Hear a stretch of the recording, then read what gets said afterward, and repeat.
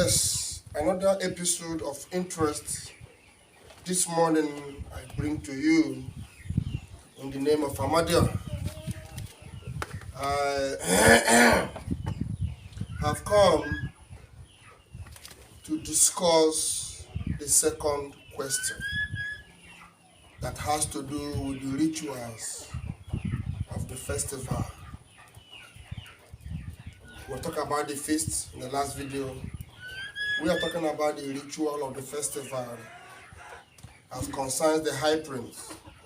Why do we perform these rituals in our festival? Is it for what purpose? Who is supposed to perform these rituals? Unto whom and to what? I will begin this morning from the scripture, just like the question someone asked yesterday, which triggers today's lecture. That we, in our culture, I gave a brief information in one of my lectures on the symbolisms of the blood. And then I am giving this lecture as a connection or as a part of that short insight. I might not be detailed there, but in this video I want to detail that information for the sake of rising intuitions on the video. Even though we are clear and direct to the point, I know it also have raised some concerns to some individuals who do not really understand what we are talking about. I want to rephrase that information before I move into today's lecture. In that information, we discuss about the blood rituals, and then this one is the ritual proper as affect the high prince. Now, I told you about the oblation in anticipation. In anticipation, we perform oblations for the sake of cleansing towards what we anticipate, towards what we seek, towards what we want to find before the great oracle that we approach. And I also let you to understand that what we do is spirit-oriented, and anything that has involved spirits is ritual. So that is to say that 95%, as I said earlier, 95% of money flowing around our environment are ritual money. A layman out there might not understand what I'm saying, but this is the truth, the whole truth and nothing but the truth. Money is being transported by spirit. It's not because we labored. It's not because someone paid you salary. That salary that someone paid you, a spirit brought that money to him. When money, I used to tell people, is above ₦1 million, or when money started a million from your hand, a spirit brought it. It's no longer ordinary money, so it is ritual. And before you lay hand on ₦1 million in Nigeria today, or in Africa today, or in the world today, you must have undergone series of assignments before you can be able to lay hand on ₦1 million in bulk as a business transaction. You must undergo series of assignments in the church, praying and fasting, or in the other world, you must have gone to do one spiritual assignment or the other. So these are things we cannot deny. But have you asked yourself why all these things? Why do you need to meet a pastor to pray for you before you succeed? It's because you are neglecting the cultural foundation where you were born. And one of those cultural foundations is what we are discussing in these festivals that we perform. It is part of our existence. It's something that we cannot deny. It's something that we cannot run away from. And the earlier we begin to teach our children to understand these things, the better for us. Those are the necessary attributes that mankind must know. In as much as you are a black, your mentality and you are listening with that of the white, it's not the same. Your environmental Zodiac activity is not the same with the white. That is why we are exceptional. That is why we are teaching our children now, our people now, to understand that we cannot do beyond, or we cannot do it without our culture. We are inseparably connected with the soil of our creation. Even though we are being born from the womb of a woman, we are made out of the soil. We are made out of the earth. We are earthy. And we cannot deny the responsibility of the earthlyhood because we say we went to church. You see, there are so many gifts in us that can never come out in the church room, but they can come out in our cultural approach. I've seen many. I have solved so many of those problems. To tell you that we are inseparably connected with the earth that we march our foot in. I talk about the oblations. I talk about the propitiation. Propitiation.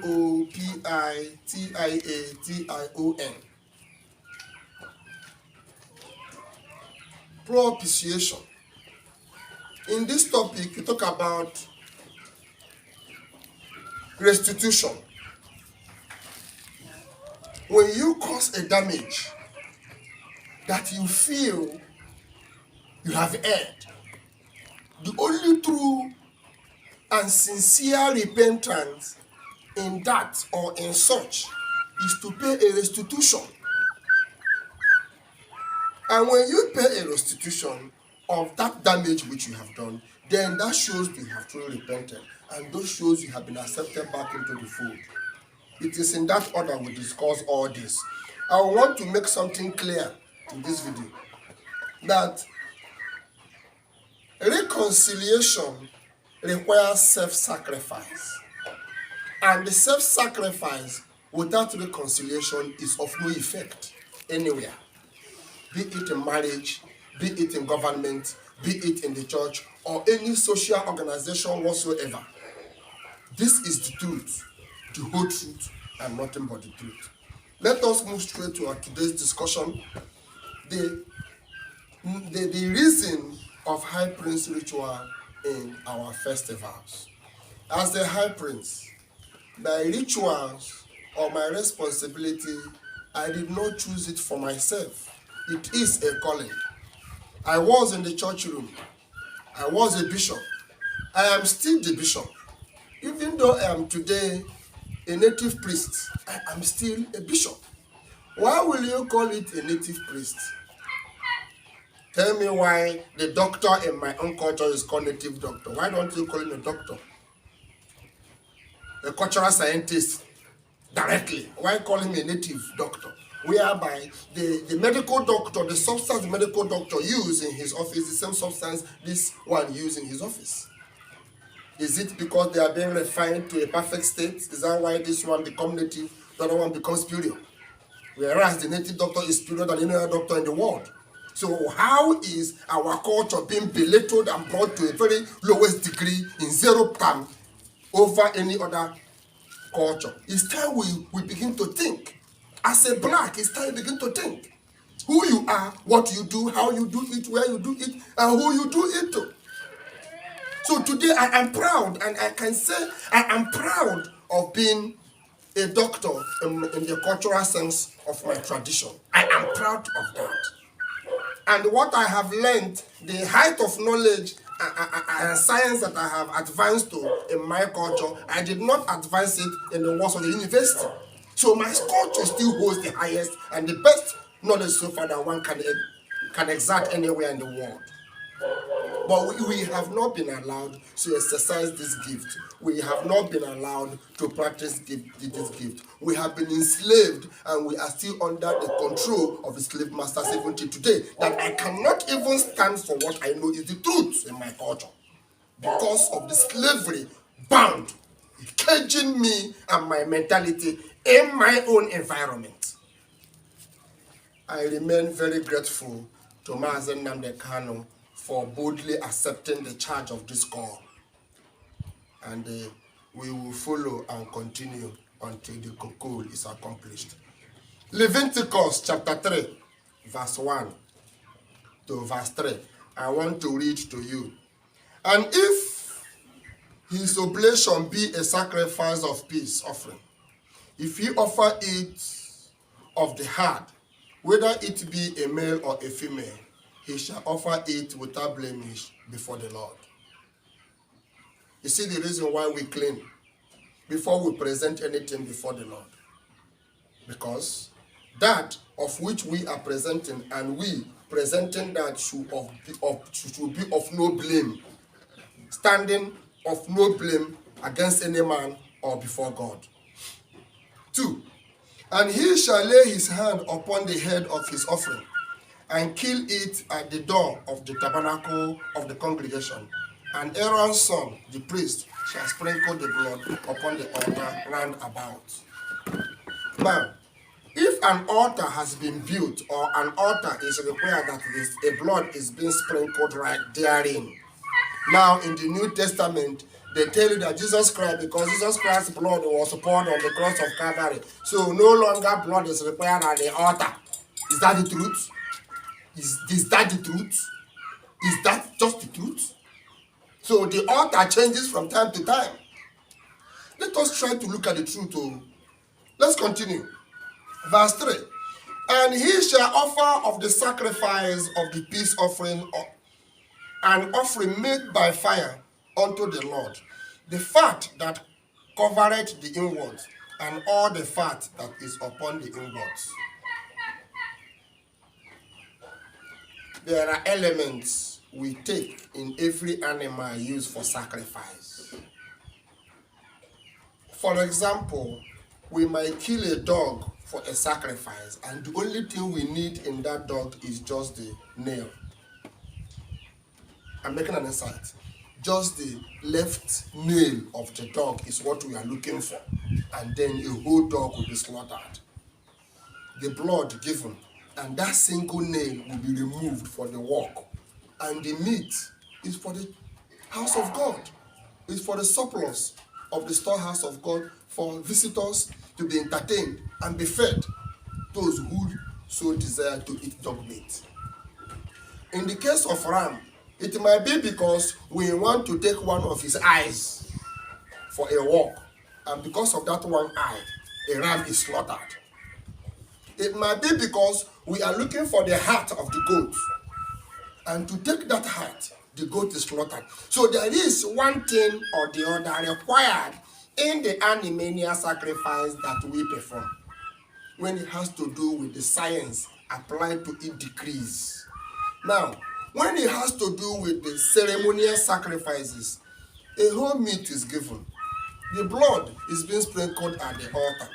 Then the meat is being used as a feast unto the people. How is that evil? The goat you take to the church, the fowl you take to the church, the yam you take to the church because you want to do church dedication, you give it to your pastor. Who eats it? Where did he put the blood? What is the difference there? That I sprinkled the blood on the altar, and your pastor did not sprinkle the blood of the animal you gave to him on the altar. So what proves to you that he gave it to God? So what is the symbol that there is something he gave it to? Is it that he prayed? Is that all? Are we not praying every day? What has changed? There is an information trending online over Pope opening a door that has been closed for 700 and something years. The Pope opened it, and he said he has opened door for the world. Is that not madness? So when we do our New Year festival and split a sealed yam, and we split it open as an open door for our children, it means nothing to you. What means something to you is the useless door a Pope went and opened, a door human being built and locked it for several something years. He went and opened it and claimed he opened door for you. Is your door closed before? It is time we begin to go out of this European madness called worship. There is no godliness in it. There is nothing that has to do with godliness. And whatsoever thing they are doing there in Rome, they brought this evil upon us. They stole our culture and bastardized it and turned it upside down to practice the Satanism there in the name of the gospel, which is false. And that is what I will stand to challenge. That is what Amadioha has come to challenge. Let me put this as a warning. Respect our culture. From today, if you challenge our culture anywhere, you are challenging Amadioha, and I tell you, come and we'll visit you. From today, if you challenge, be you anybody in the world challenging the culture of the black man, come on, we will visit you. We have reactivated our God and goddesses. It's time we put our record straight and face the truth. So that is the reason why the blood of the animal sacrifice performed by the high priest is to be sprinkled upon the altar. Every community has its own altar and a gathering point. Where is the altar of your community? The altar of your community is what we call in Igbo land Ihuala, where they say this is the altar of the land. Who goes there to give the deity of the land this food? Is it your king? Is it a native priest around in the community? It is not. That is the work of the high prince. It is not just anybody, because it's not everybody that is qualified to go and serve the God of the land the food. It's not everybody. The individual native doctors have individual spirit they consult on their own, which is Agwishi, propelled activities, and their guardian angel, which they consult on their own for the work that they do. They cannot solve the work of community or authority. And you cannot do, any god of a land is a king. Any land that has a god, that god there is a king. And if you are not in the cadre of that authority, you cannot serve him. You cannot. That is why when you go outside to bring another power into the land, that is to say you are challenging the king of the land, the god will kill you. Because he is the king. Any other spirit you are bringing outside the spirit that he governs, you have come to challenge him, he will kill you. These are the secrets of our young men dying quick. When they make money, they die because they jump out there to hijack a spirit for the sake of that they want to make money. And then when they come home, they die.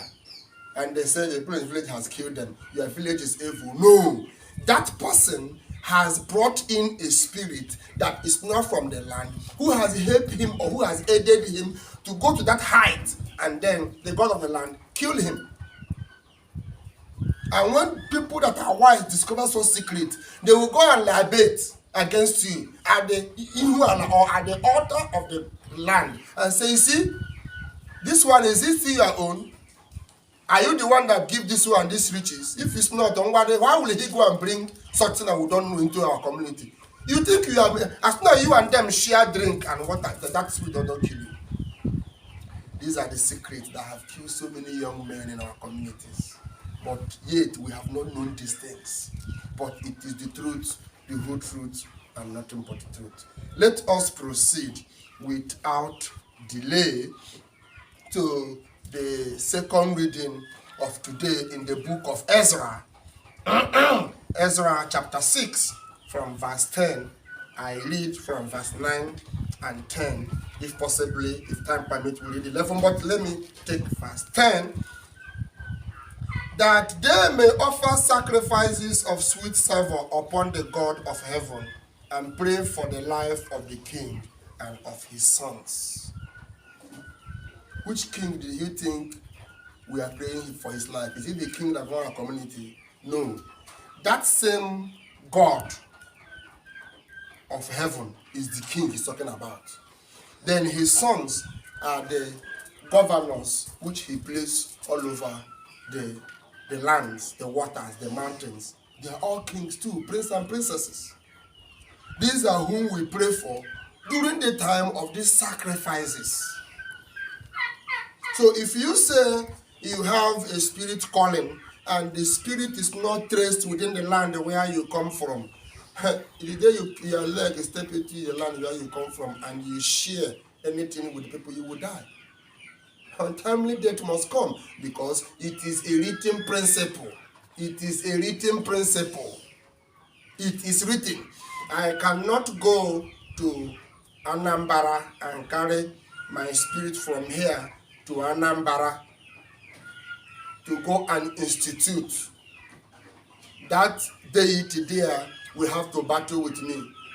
Unless I am of a higher authority above him, or I am of the council of the gods, that I represent the council, that is why I will be allowed to function. Minus that, I will die. The same way is applicable to pastors. That is why some pastors will go for outside work. When they come back home, they die, claiming that they have gone to kill the spirit. Can you kill a spirit? Can you kill something you cannot see? You see, this whole madness, deceiving our communities and our people, that they have killed spirit. Let me tell you, that's what we call Aguishi. No, not Aguishi. Maji and Ahanjoko. Sorry, let me use the word Ahanjoko. Many pastors came to communities, destroyed this Ahanjoko. This Ahanjoko is a seal prepared for a purpose, and the only thing we can call it is Ahanjoko. Let me use the word Ahanjoko. And so many pastors that have come destroyed this Ahanjoko, said they have destroyed the spirit. They only destroyed that thing, the seal was scattered. But the power behind the seal will not be going about killing people in their compounds there. But the pastor has gone. After 1 year, the pastor will die. The evil that the pastor have caused in the name of that he is a pastor will linger for years, torturing people, destroying talents in their lives, and yet we say we are going to church. Is it not time we wake up? That is the problem of so many families. That is the problem of so many families. Who has the power to come down on Ahanjoko? Is it your pastor? Even the Pope does not have the power. Even Jesus Christ does not have the power to come on Ahanjoko, because he and Ahanjoko work together. Everybody has responsibility. So tell me how somebody will come and scatter your foundation and tell you that he has freed you. No, he only collapsed you. So the pastors have gone around collapsing communities. Look at let me use my own community for instance, in Sirimu, autonomous community where I come from. The pastors have come. All our brothers that say they are pastors, they have grown in the Lord, and they walk into our deity that they have destroyed, all of them have died finished. Ezumezu no kuyaluta. Amadoha no kuyaluta. They didn't kill any of them. But he who claimed that he has killed the spirit, they are all gone. All the people that did that, they are. And this is now the problem. The reprisals of these actions is what we are suffering today, and that's one of the things I have been called to come and fix. It is, and the same thing is happening to so many lands and people. So many families. Pastor cannot stop it. No power can. It is only the high prince, who is the king of all spirits, that can calm them down. No other person. Talk say I talk am. This is the truth, the whole truth, and nothing but the truth. So that is why it is called the work of the high prince. It is a very high calling. It's not for an ordinary mind. It's not for ordinary man. It is a calling from the great Amadioha, king of all kings. Not from man, nor or from any baby spirit around. Take note. Let's proceed. Ezra have revealed that to us. The reason and the necessities of the sacrifices. Let us proceed to the book of Psalms. Psalms, chapter 50. Psalms chapter 50 verse 5 says, gather my saints together unto me, those that have made a covenant with me by sacrifice. And the heavens shall declare his righteousness, for God is judge himself. Hear, O my people, and I will speak, O Israel, and I will testify against thee. I am God, even thy God. When we want to glorify God, we offer praises. When we want to walk with God, when we want to serve God, it is by sacrifice. If it is not by sacrifice, he will not require from the hand of Abraham a sacrifice. Our God is the God of sacrifice. Amadioha is the God of sacrifice. There is no way we can feed the God. It is a principle. It is the truth without the blood. We require the sacrifice to be able to coexist with the spirits, with the energies that exist around us. The blood is the bridge. between us and the spirit. It is the blood. Without the blood, we cannot sail. Without the blood, we cannot survive. And because we have lacked this responsibility, because we have neglected this charge given unto us by the great ancestors of our time, of our land, then our own blood becomes the blood that the land will be taking. So it is time to stop it. Abraham left Umuahia because there was famine. And today, Abraham is said to be from one strange land that we don't know. But he's from my community. He left because of Ago. And up to today, that hunger have not left my community. Look at the time Abraham left in Sirimu, about 1960-something BC. Is when Abraham left in Sirimu and his family because of hunger. That was when Ahmadu Sirimu left in Sirimu and caused in Sirimu that hunger. Till today, hunger is still in Sirimu. With all the money, with all our United States and the dollars and the London that we have, yet in Sirimu today, hunger is still there. In Abia State, hunger is still there. And in the entire East, hunger have not left. With all the money we have, with our Obi Kobana, with all the riches and wealth of the whole Igbo people, hunger is still in Alibo till today. Can't you reason? Can't that thing teach you a lesson? Can't you ask yourself question why hunger is still in Alibo?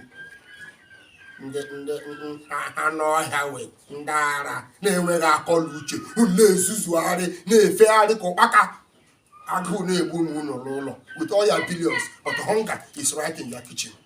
You claim you are somebody. You claim you are rich. But right in the kitchen, in the community where you come from, there is hunger living everywhere. Have you asked yourself why they hunger? We will continue. I will not stop. I have been called to this calling, and I will perform my own due charge. I will do my responsibility as the Lord has commanded me. Amadioha is the God who have sent me. If you like it, it's your business. If you don't like it, it's your business. But I want you to know, if you criticize it, it is more danger for you. Whether you accept it or you like, you don't accept it. Let's proceed. I am taking another reading from the book of Isaiah, chapter 1, verse 11. But before I go to the book of Isaiah, let me take a very sound insight of the New Testament. Because sometimes people believe that in as much as it's not the New Testament, all things have passed away and all things have become new. But the money cannot pass away. Money no flow for the old things. It cannot pass away. Tithe, is it the new commandment? Is it not Old Testament commandment? But it cannot pass away. But every other thing should pass away. But these ones that we take money from cannot pass away in the era. Mark chapter 9. I will be reading from verse 49 and 50. It says, for everyone shall be salted with fire, and every sacrifice shall be salted with salt. Salt is good, but if the salt have lost its saltness, wherein will ye season it? Have salt in yourself, and your peace one with another. Have salt in yourself, and your peace one with another. You should be careful the assignment you do with salt. That is not where we are. Isaiah chapter 1 verse 11 says, to what purpose is the multitude of your sacrifice unto me? Said the Lord, I am full of the burnt offerings of rams. What is the purpose of our sacrifices? What is the purpose of our New Yam Festival? What is the purpose of our Igbo Ikuru and Igbo Ebe if we do not believe in the ancestors of our land? If we do not believe in the culture of our ancestors, why do we call or why do we perform these sacrifices? If we do not believe in Amadioha, why do we perform these sacrifices? Why do we even go for kingship and rulership? Why do we even go for title when we don't believe in Amadioha and Kamano? Kamano is the duty, is anything has to do with title. all over the world. Title is Kamanu's responsibility, is Kamanu's office. But yet, you carry something, you don't know who owns it. So it is time we begin to go back to what we are doing, to what our fathers have left for us, to what we know is the truth. I want every man and woman out there to be loyal to Amadioha and the culture of the Biafra nation. Stand tall for it, defend it, speak no evil against it. It is the work of Amadioha. That is who we are. That is what we are doing. He who ridicules it or defames it offends the secret name of the Lord Kamanu. Don't forget that, regardless of what you do, regardless of the country you stay in, regardless of who you are, regardless of whatsoever thing you will do in the future. Don't forget this. Amadioha is the God we are looking for. I don't know the name you call it in your place, but I have found him. And he do not dwell with a kind of white robe as was designed, as was made us to believe by the white Bible. Anything that comes from above should be white. Yes, now it should be white. So they have to paint it so I will know it's light. I met the God, he sat on his throne with a scepter, adorned with the gold of crown upon his head. The background of his existence is like a pure sound golden sun. When you appear in his presence, your look will become golden. Right from his eyes is as sharp as anything light that I've never seen before. You cannot look into his eyes. That is whom he is. His voice is like the voice of the great thunders. He is the man of all kings. He rules on his throne. He cannot leave the throne without the scepter. He must carry his scepter with him. That is his power. That is his authority. That is the King of Kings, the King of Glory that the Bible spoke of. So I am still trying to find out the God that Joseph Smith said he saw. I am trying to know where that one comes from. I have found the Amadioha of Igbo land. I have found the Amadioha of Biafra nation. He is not wearing robe of white. He is always girded with his armor. Armor of gold. That is what he is guided about. And he is fearful, full of glory and intelligence. He is above what has been ascribed to be the God in the Bible. What I saw. I spoke with him face to face as a man speaking to his friend. He gave me this charge and handed over this scepter unto me, that the first whom he had given it to in this world was Moses, that I am the second. That this whatsoever assignment he has authorized me must be carried out as dictated as it is. I have not come of my own, and I assure you, this work will be accomplished. We will see the glory of Biafra come to it lamplight. I know this to be true, and I testify to you that our culture is the basis of all foundation to any religion, to any fraternity, and to any science all over the world. It all begins from here. And I assure you, as we continue, dictate by dictate, strength after strength, we will begin to recover, and our God-given gift that he has given unto our children will come up. We will begin to see wonders in our environment. Our children will begin to do things that are imaginable, that our eye have never seen, neither ear had, nor any mind conceived, will be revealed to our children. And the greatness of the kingdom of Biafra will come up again. That is the Black Nation government. I assure you that. No unhallowed hand will stop it. The armies of Islam might gather. The mobs of the colonial masters might gather. The strength of the world might fall upon Biafra. They might season them the canoe for 100 years in their prisons. But I assure you, it will break like an ice and sprinkle and sprang like even the beam of an object that grew from the earth. That is how it is. He said it is a stone cut out without hand that will smash that image of Nebuchadnezzar, which is the government of the world today. It will bury it unto ashes, and a wild wind will blow it away. The rock of Biafra will grow independently, nobly, until Amadioha work is accomplished. This is the truth, the whole truth, and nothing but the truth. I so testify in the name of God the Father, in the name of God the Son, and in the name of God the Holy Spirit. Amen. I wish you well.